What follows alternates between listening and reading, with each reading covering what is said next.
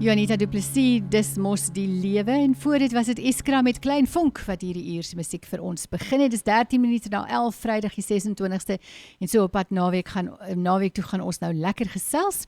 On the 4th of December, the Port of Mossel Bay will simultaneously commemorate Disability Rights Awareness and World Fisheries Day in a unique and special manner by hosting a Christmas Fishing Day, which will serve as a fundraising platform for the Siyani Tanda Disabled Child Care Centre in Kwanankaba.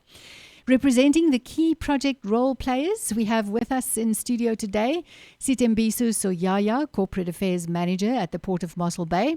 Then we also have Pastor Yolanda Maki, Centre Manager at the Siyani Tanda Disabled Child Care Centre, and Busisiwe Mklaba, Corporate Affairs Officer at the Port of Mossel Bay. Good morning and welcome. Morning, Kathy. Sitembiso, we're going to start with you. Please tell us more about the Transnet National Ports Authority. Thank you so much. Transnet National Ports Authority, commonly known as TNPA, is the landlord ports authority responsible for the safe, efficient economic functioning of the 8 commercial ports in South Africa, which include, amongst others, the Port of Mossel Bay, the Port of Saldanha, the Port of Cape Town, the Port of PE and Ngqura, the Port of East London, Durban, and Richards Bay. So our core functions include marine-related services, navigation of ships, and also, in this particular case, specifically to the Port of Mossel Bay, we service 2 key commodities, which is oil and gas and the fishing industry.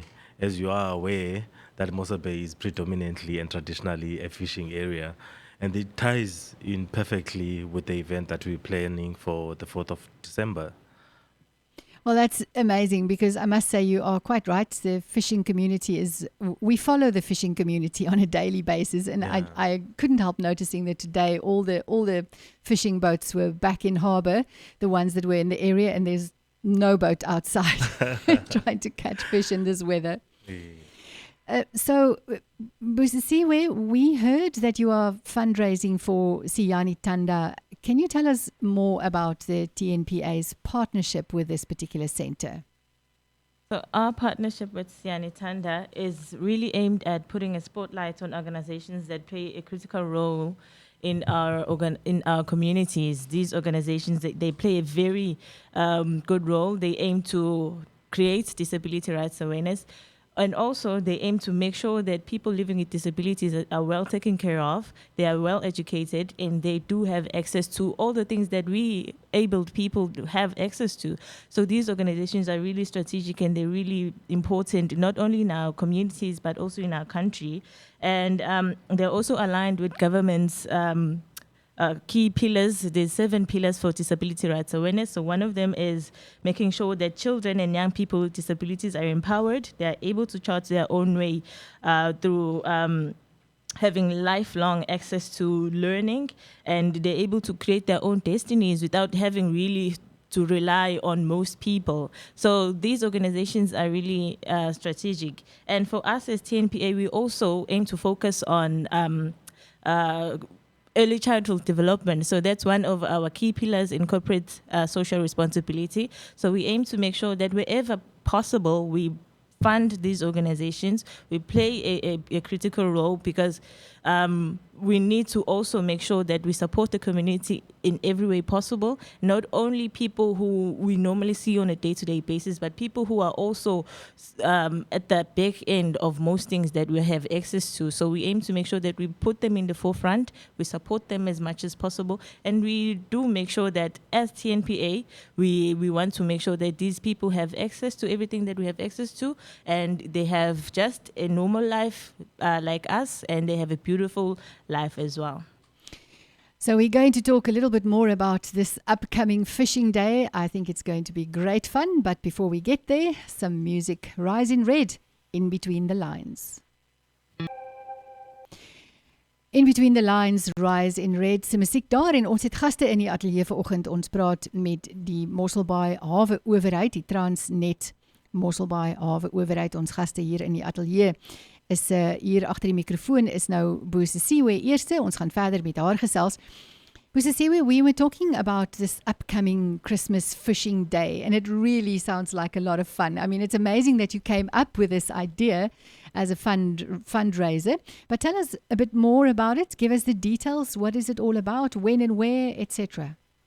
Okay, as previously mentioned, the event is going to commemorate Disability Rights Awareness and also World Fisheries Day. So Disability Rights Awareness Month is from the 3rd of November till the 3rd of December.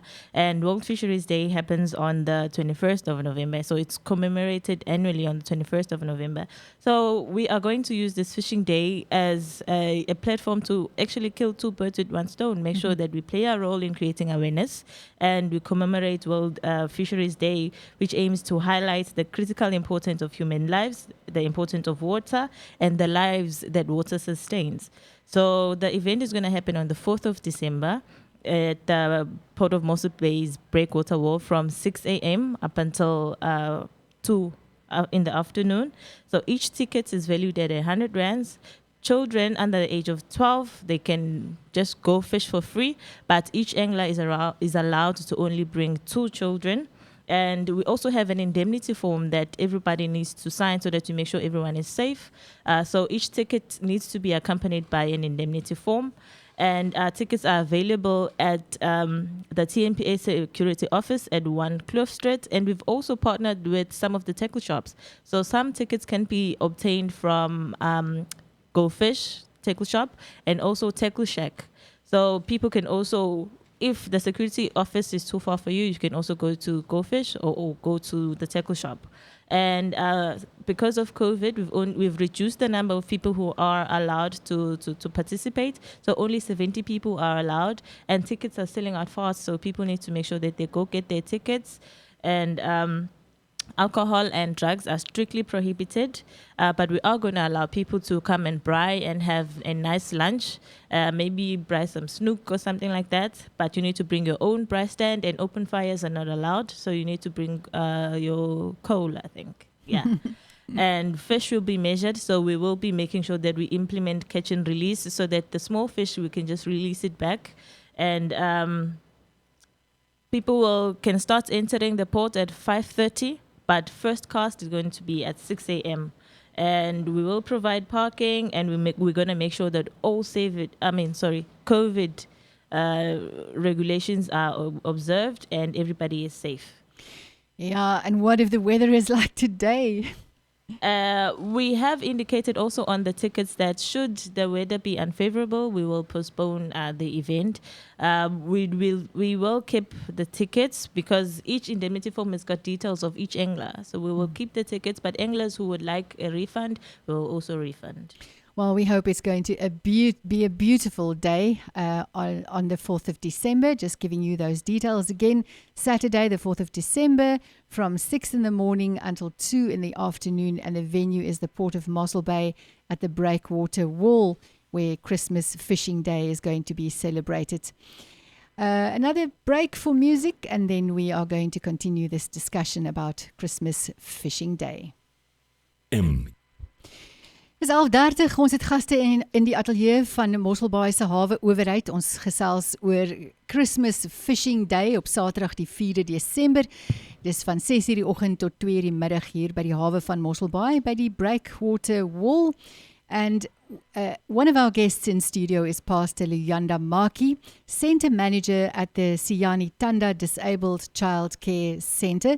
And this fundraiser is actually going to make sure that you have some funds available at the care centre. Pastor Maki, welcome. What does Siyani Tanda stand for, and what is this centre all about? Good morning. And good morning to all the listeners there. Siyani Tanda stands for We Love You. Oh, that's beautiful. Siyani Tanda was established in 2000. So that's already 21 years. Yes, and Siyani Tanda, the person who established this, it was my wife, Regina Kunjulwamaki. May her soul rest in peace. She was working at Bayview that time. She had a vision or a dream. And then she said she saw a disabled child that was vulnerable. And so she offered her help to this in the dream. The following day, when she was going to work, she was working at Bayview Hospital then. She climbs off at the taxi and stops the taxi because she saw the child who was trying to cross and take that child to the police station and said to the taxi driver, you can go. Yeah. So take the child to the police station, and then with the assistance of the police, the child was taken to her house because the child was not speaking well. Then the dream starts then. She said to me she wanted to quit her job. I said to her, you know what we believe at. Our Lord is a provider. He knows this and will be with us. You can quit your job. Sianitana started in 2000. It's a beautiful story. Yes. And it was really born from your wife's heart, it seems. That's really amazing. So, what do you do for the children there at Sianitanda? Sianitanda was registered in 2002. And then from 2000 up until 2004, there was no funds, no nothing, up until, am I allowed to mention the first donor or sponsor who came to Sianitanda over there?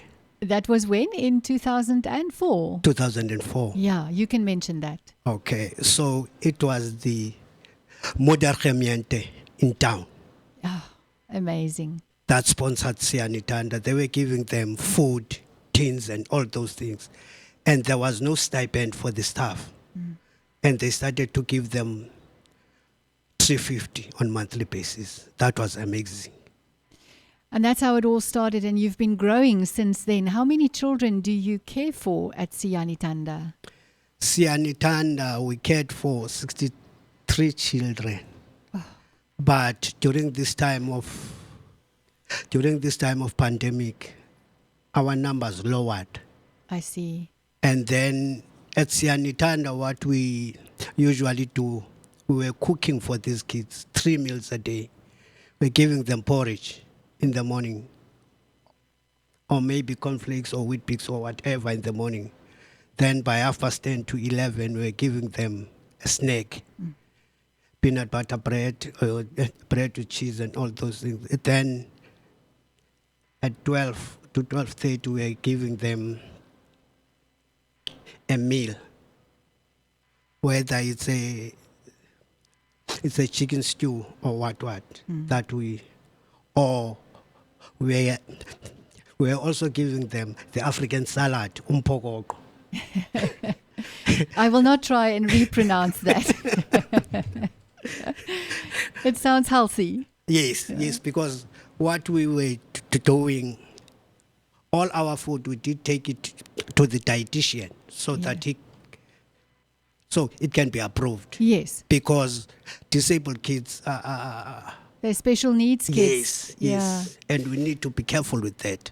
I see that you are promoting equal opportunities for persons with disabilities, that you're also promoting respect for the capabilities of these children in their own inherent right. They are able to do a lot of things even though they are disabled. And it's about preserving their identities and their inherent human dignity. So it's all wonderful goals that you are following at this Sianitanda Center. Yes, the thing is this, I'm very proud of the staff that we have at Sianitanda, because there are 4 kids that were diagnosed by the professionals that they won't be able to walk or talk. Some of them are walking, and they are walking with the assistance of the therapist. There were therapists that came from Cape Town. So they assisted. So all they need is help. That's what you're saying. They need lots of love, Lots of help. and they need help. And you'll be very shocked when you hear them doing things or singing or doing, you will say at the end of some people are asking, what are these kids doing here? Yeah. Because when they respond, and I laugh at one stage, one of our caregivers was asking a child, if you mix Omo and Surf, do we get foam? This boy laughed and he said, it seems as if Jeffro's network is not functioning well. We always speak about the network. And the caregiver asked, what do you mean? He said, no. Unless you put some water, then you get foam. So that was an answer that even us who are thinking are able wouldn't have answered that correctly. Yeah. You see? So the boy was perfect. One has to believe in them. Pastor Markie, that's unfortunately all that we have time for. Thank you very much for what you are doing together with all the support staff there at Siani Tanda. It's good to know there's a place where these children can be safe and move forward in life. And Busi, I'm so happy that you took the time to come and share this information with us. Just again, that event, it is on Saturday, 4 December from 6 o'clock in the morning to 2 o'clock in the afternoon at the Port of Mossel Bay Breakwater Wall. And it's all for the children at Siani Tanda Disabled Child Care Centre. En dit is hier in ons eie Kwanonkaba. So ons plaaslike gemeenskap ondersteun asseblief wanneer dit hoegenaamd moontlik is vir julle daar op die 4de Desember. En dis dan waarvoor ons tyd het vanoggend. Ek hoop julle het 'n heerlike dag verder. Johan C. Venter volgende, voel jy dit ook?